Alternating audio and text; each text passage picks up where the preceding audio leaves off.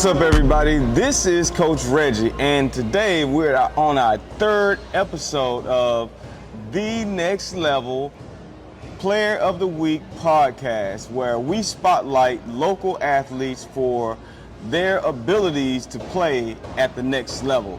And today we have two guests because these guys, their performances were so great that one of them, I had to give it to both of them because, you know, once you guys hear about their stats, you're gonna be like, wow, it was incredible. So I'm gonna pass it on to my first winner, Mr. Brock. He's gonna tell you guys who he is and what school he attends, and then we'll go from there and pass it on to Deuce. Hello, I'm Brock Foster, Friendswood High School, senior. I had 6 touchdowns, 1 rushing, 5 passing for 354 yards passing and 42 yards rushing. How's it going? I'm Deuce Solomon. I go to Dickinson High School. I passed for this game. I had 3 touchdowns passing, 2 touchdowns passing for 145 yards and 3 touchdowns rushing for 109 yards. I guess when you do things at the big level like they do, you don't even remember it anymore because everything was just went so fast, right? That, you know, and Deuce was one of our winners from last year, and so he's been doing some spectacular things not only this year but also previous years. So I definitely hope that some college coaches are able to see these two young men and give them an opportunity, because that's what this is all about. We want to make sure that we are spotlighting these guys, giving them the opportunity to get in front of the camera and speak and tell everybody who they are and how they play at the next level. So we're going to get into our first line of questioning. My first question is, what should a college coach expect from you once they give you that opportunity? Honestly, someone's going to come in, compete every day, and then work their tail off. There's nothing I like more than become a starter at a program and go out there and win for a coach. And that's about it. Someone's just going to work, compete, be a leader, be a great teammate, lift up his peers when they're down, and just be a leader out there. Okay. A coach should expect a leader from me. Not only will I be a leader on but off the field. You know, I'm going to be the first one in the weight room, the last one to leave, first one in film, last one to leave. Just be there for my teammates, you know, be the best I can be, you know. When we talk about, you know, a coach's expectations of when they're recruiting guys, what do you feel like once you get those offers, what's the first thing that you're going to do to establish yourself at this program? Like, what are the first things you're going to try to do to prove yourself to that coach? I'm going to show them that I'm a hard worker. You know, I'm going to be at the school, getting my name around, showing them that I'm here to compete and I'm here to win a starting spot. I'm here to be a leader. I'm here to earn their trust and of the school and the players and the coaches. Okay, same question for you, Brock. Honestly, you know, set an example, right? Go out there and compete every day, work my tail off so my peers around me, you know, have something to base their day off of and follow, right? I want to be a leader and someone that's out there is vocal, who's going to push their teammates, and they should just expect me to come in there and get everybody ready, you know, get everybody looking forward for the day, get everybody to work harder. Okay, good. And if any of you coaches are out there, I know both of these young men personally, great character, you know, and that's a part of this whole program that we have is character. Because at the end of the day, you can be a great athlete, but if you have poor character, I mean, how far is that going to take you? And both of these young men are leaders. They lead in their communities. Both of you guys have done stuff with me in the community. So I can personally vouch that these are two high character guys that are in the community, that are doing things outside of what's expected at school. So major props to both of you. And that's why you're sitting here today. All right, so our second question is going to be, what is your weekly routine like? What you know, getting prepared for a game week, what does that look like for each of you? Honestly, it's the game plan that starts from Monday, right? We get to install every Monday new plays, new formations, and the process in which we're going to beat a team or have success against a team, and taking what coach gives me and just studying it every day, going over it front to back. So I memorize it like the back of my hand. And another thing that's key is, working hard at practice, making sure everybody else is locked in and doing the things they're supposed to do, so that when Friday rolls around, we're ready. We're ready to go out there, compete. We're ready to go out there and win and dominate. And with that, for us personally, weight room is a huge aspect of that, staying strong and healthy throughout the season so that we can do the things that we do on Friday nights. Oh, yeah, same here. Starting off Monday, we go watch film, see what works against the team, see what might not work, see what we can have the best success against the team. We take the weight room very, very seriously. We got to stay healthy, got to build our bodies, build our muscles. Throughout Thursday, we start to see what can we build on to make sure that we're going to win in this game. We make sure we stay together as a team. We can't think we're better than everybody just because of our name. Our coach preaches us that nobody wants to play us, so we're gonna play the best teams around. So we got to make sure that we're locked in mentally, physically. Even if we don't got pads on, we locked in, taking practice seriously, and getting ready to win on every Friday. And I definitely know your strength and conditioning coach. I've known him for a number of years. Coach Welch, I know he does not play in the weight room, so that's definitely a huge factor. And I think when you come from a program in high school that, the weight room is important and the film study is important, I think that prepares you guys even more so going to the next level, because that's a huge part of the next level. Like film study, I never realized, in high school we didn't watch that much film, a little bit. And then when I got to college, it was like a transition. Like we watched more film than we actually went out and practiced. We did walkthroughs. So the mental aspect of that. What do you guys, both of you play quarterback, so my analogy of the quarterback is always the head of the snake. Whatever happens to the head of the snake, the team follows, right? Chop the head off, the team follows, right?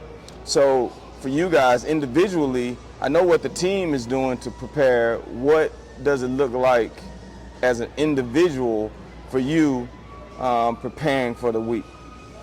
Honestly, we're on an RPO, so I think about what can work against this team. What can I do to help us beat this team? Will this play be open? Will this play be open? Where are my reads on this key? Making sure that I know what everybody's responsibility is, so that we can all be successful. Okay. For me personally, I got to say film is probably the biggest aspect, especially in preparation for a game, right? Without it, you don't know what the defense is going to do. You don't know the little things that, like gives away blitz, or, safeties rolling, corners playing up, when they're going to bail, what coverage they're in. And for me personally, studying that and locking in on what they're going to do and knowing what they're going to do, when I'm going into the game, gives me, all the confidence I need to go out there and perform and do what I do. And along with that, getting the game plan locked in. As I said, when we install Monday, we get the playbook and everything. So going over that from front to back, it's one of the biggest things to do, along with film. And that's about it. I mean, film and locking in the game plan is just the two of the biggest things that I've, managed to really focus on when it comes to getting ready for a game on Friday night. Preparation is definitely key. And you guys will see this at the next level, because everybody's the same speed, same size, all of those things. So it's going to come down to who executes, and that a lot of time comes down to being locked in and trying to find out how to separate yourself from all of these guys that play your position, and apples to apples are kind of the same athlete.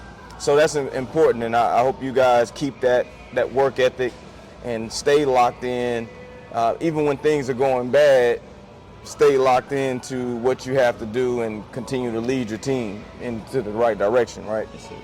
All right, so as we say about criticism, right, how do you guys handle criticism? Because the quarterback, all of it is on your shoulders. When things are going well, everyone is patting you on the back. But when things are going bad, you're the blame, right? So how do you guys handle that?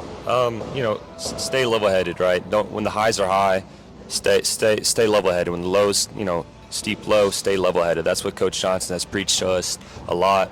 Is just, don't get caught up on all the outside noise and everything that's going on around you. Focus on you and what you can do for the program, and focus on your boys around you, right? Because when worst comes to worst, fans aren't there, right? It's just your teammate, your coaches, and yourself, and that's just the biggest thing. Is just focus on what you can do in yourself. Right. I learned at a very young age that at any level of football, you're going to have criticism. You're going to have critics saying that you can't do this, you can't do that. You're not big enough, you're not strong enough, you're not fast enough. So at a young age, my father taught me that you got to learn how to block those things out and be there for your teammates, be there for your coaches. Because your head coach might have more bash than you. He's going through more things. Everybody's talking about, oh, he can't do this. We're not winning because he's not coaching good. He's not doing this. These coaches aren't good. You have to be level-headed as a young man and preach to the team that we got this. And they, like you said, they're not going through this with us, and that we can do this and stay level-headed. Yeah, definitely. Because I've been in the stands a few times, and you tend to hear a lot of criticism, and mostly from people who either haven't played at a high level, or guys that may have played but never really made it that far, and they criticize. Because if you're a real player and you've been it and experienced it, you know what it's like. All of us, no matter what level, we've had some bad games, and it was out of character for us to play that way, but that's just the nature of sports. What is the most memorable play out of your career? Like, whether it's Pop Warner, high school, middle school, what's that play that you remember the most? It had to be my sophomore year of high school. It was my first year of varsity. We was playing for the district championship against Clear Springs, and we were down 14-0. I had a 60-yard run up the middle to change momentum in the game, and we ended up winning that game. And it really stuck to me because as a young, it was my first year on varsity. I was young, I was nervous. That was my second actual game starting, and it was just big to me knowing that all the older players, they were cheering me on. They said I was a momentum shifter, Yeah, so it cool. felt great. It felt great. For me personally, I gotta say, last year against Foster, week 4, it was a scramble to the right, 40-yard run. I got tackled and broke my wrist. And for me personally, that was one of the most memorable and impactful plays in my career so far, because it's what's motivated me and pushed me to become, a better athlete, better teammate, better leader. So I have to go with that one, because the year prior I did the same thing and broke my hand. So I'm going 2 years back-to-back off injury. So it's done nothing but motivate, me thus far, and really pushed me, and it's helped me, dig deep and find strength to overcome, any adversity like wrist injuries. Adversity will either make you stronger, or you will tuck your tail in between your legs and run away, and that's what adversity does. But that's the great thing about being a high-level athlete. Adversity is a part of your DNA. Like, you go through it, you recover from it, and we're ready to keep moving, keep going forward, right? So do we need to get you a contract with some milk companies to kind of build up the calcium? Trust me. I've been drinking my milk lately. I had to. 2 years back-to-back, broken bones, and a good look. God, how is your wrist? Is it the left? Yes, it's the left. So it's non-throwing hand. It's a non-throwing hand. Yeah. We lucked out there. We're gonna have to get this man Borden's or somebody, we get this man a deal on some vitamin D. So hey, this is his last year. We need him to be healthy for the entire year, the entire season for sure. All right, so moving on. So since both of you are quarterbacks, you are considered leaders, whether you want to believe that or not, right? What do you consider yourself, a vocal leader or just I'm gonna do it by my actions? I have to say, at the position I play, it has to be both. Whether it be communicating, what I see out there on the field with my teammates, or if we're down, I'm the one that's got to get them up and ready to play. And, along with that, I got to show by example, right? I got to be the one helping make plays. I got to get my receivers on point with throwing the balls, whether it's, running, passing, I got to step up, and I'm at the helm, right? So, leading the offense goes with vocal and leading by example. Yeah. Like he said, it's 100%. You got to lead by example. It's body language. Body language determines everything. If my team sees me slacking or in a slump, hanging my head, they gonna think something wrong.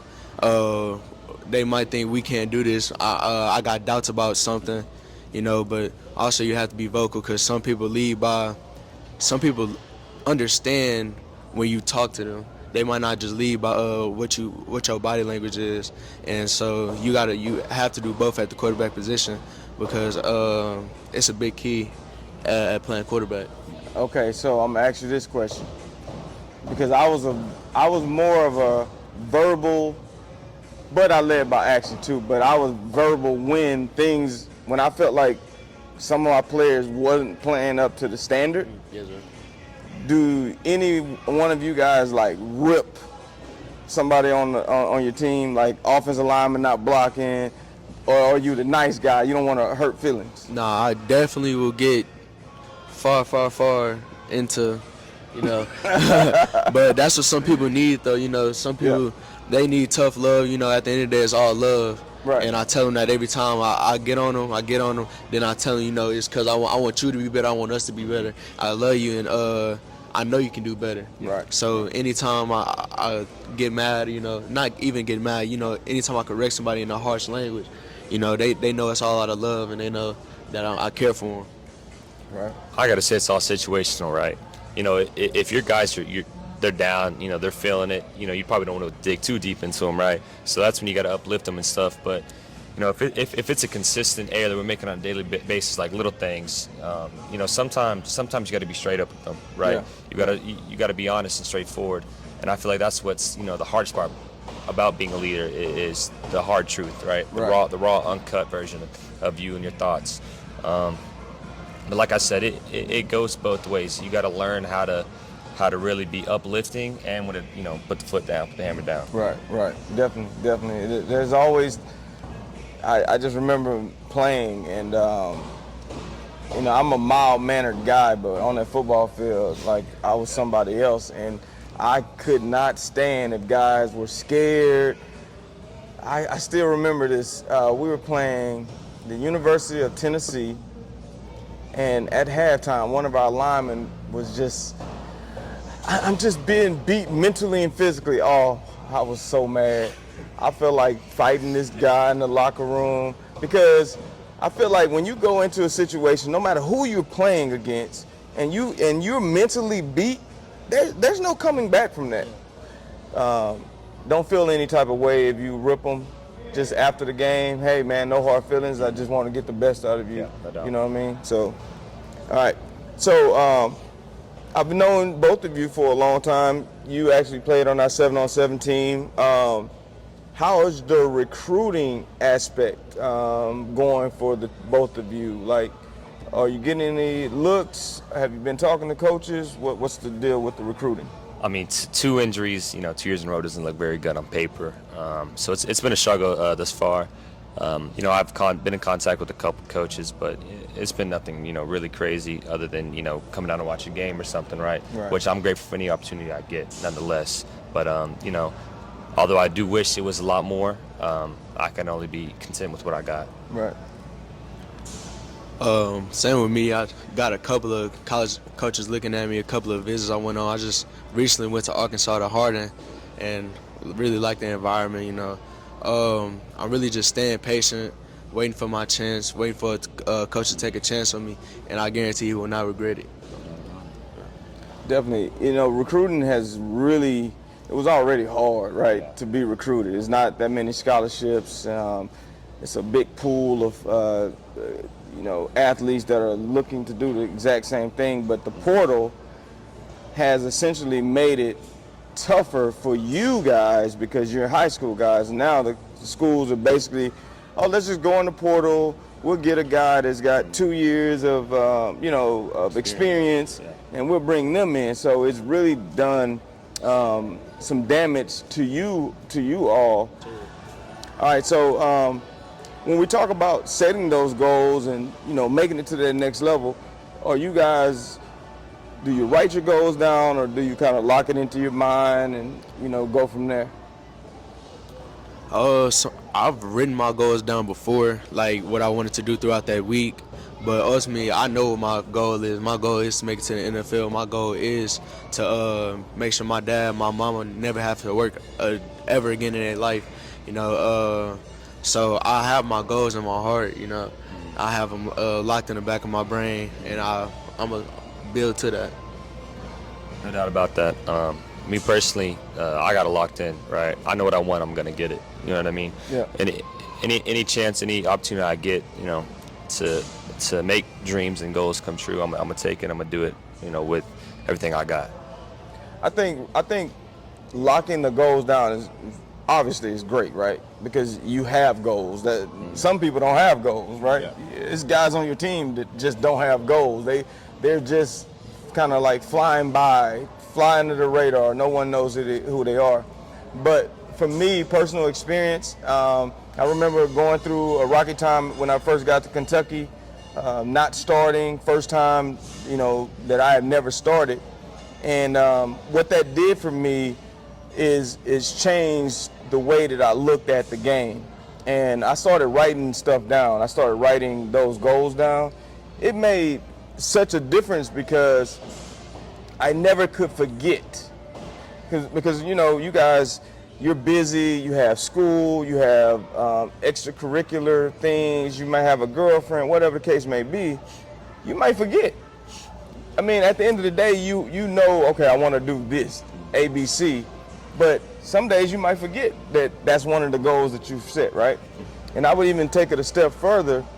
Don't make it about money. And I just said the same thing to Cam last week. Don't make this about money, right? Make this about the goal that you've ultimately set, because you're going to always have that purpose. And I'm going to knock on wood like Jonah. But, you know, injuries are a part of it. But, you know, if you're good enough, you're going to make it. But don't make it about money. Make it about the passion that you have for the game. All right, so speaking of NFL, that was my next question. Is the NFL your ultimate goal? I mean, who wouldn't want to go to the NFL, right? But I'm just taking it one day at a time. You know, enjoying the process, because the NFL is my goal. It's dreams. It's something I would love to do, but if it's not something that comes, I'm just, you know, I want to enjoy every moment I get of it, right? I love the game, love the process, so, you know, as long as I'm in it, I'm happy. Okay. As a kid, everybody wants to go to the NFL, you know, but as they get older, some people tell off they don't think this is for me. Maybe I gotta resort to plan B. Maybe I gotta do this, that. They mind goes elsewhere a lot of the times. And, you know, just like he said, I'm really just staying focused, praying every day, you know, living day by day, hoping that the time can eventually come and we can work up to that moment. Keep that goal, though. So, as a athlete, you guys in high school, preparing for college, what advice would you tell a younger athlete? You know, these middle school Pop Warner kids. You've been through that whole process, and you know how some of the Pee Wee kids are so good then, and then they kind of tail off. What would your advice be to some of those guys? Really to to be humble and stay consistent, grind every day, because like he said, when you get to high school, when you get to college, people are going to be as good as you, as fast as you, as strong as you. So you have to be able to peak above everybody and show that you are better than people in some kind of way. So you just got to keep grinding, keep staying consistent, and be the best you can be, for real. I gotta say, become a student of the game, right?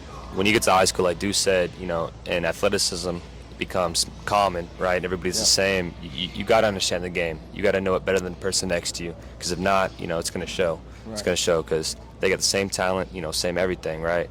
And those who study the game, those who know the game better than the next, they succeed, they win. Yep. Facts. So you gave advice to the younger kid. What would you tell your younger self?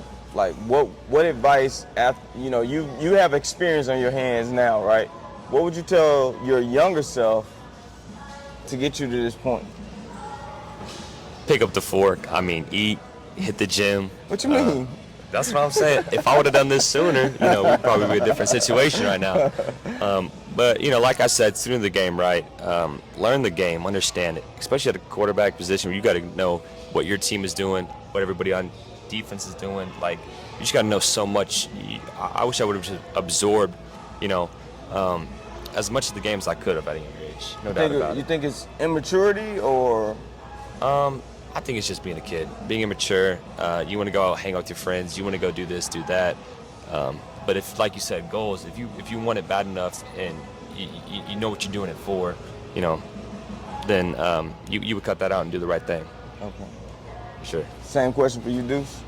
Like you said, being a student of the game, what I would tell my younger self was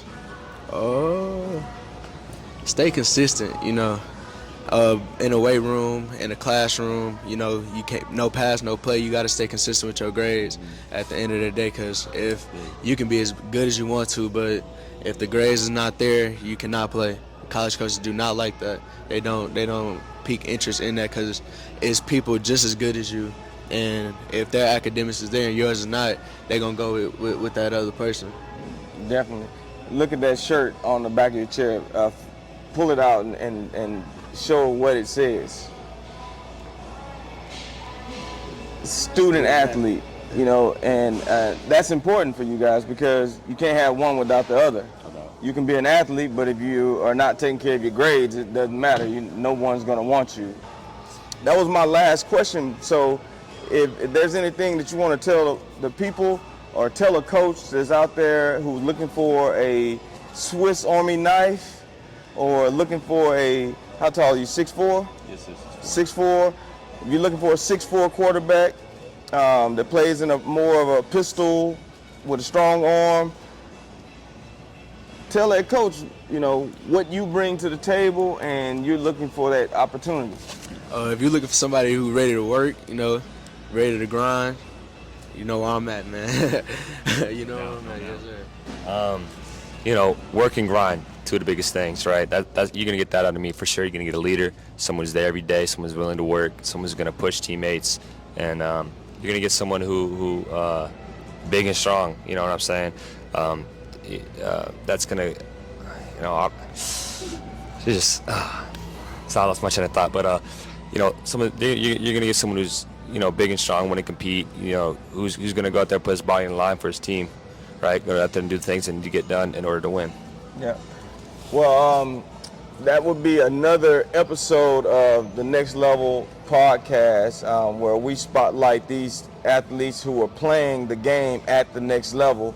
And I want to thank both of you for attending, and keep, pursuing those goals. Keep working hard.